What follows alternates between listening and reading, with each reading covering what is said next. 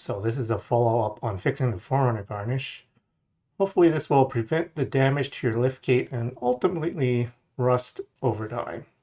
Here you can see I've gone and installed plastic washers I mentioned in my last video, allowing it to lift the garnish off the body panel. In theory, this should prevent damage in the long run. I would have also installed PPF, but as I removed the garnish, I found further damage and I'm taking it back to the Toyota dealership.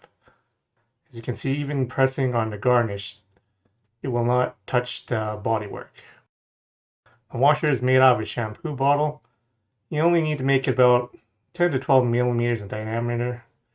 The ones I made are about 1 millimeter thick, but something thinner should work better as I felt it made the gap too big when I installed it. I cut out the template I drew afterwards. I will link in the description a video I found on how to remove the garnish, but some tips on removing it I found is, with the 3 clips holding the garnish after the nuts removed, pull off clip 1, 2, then 3.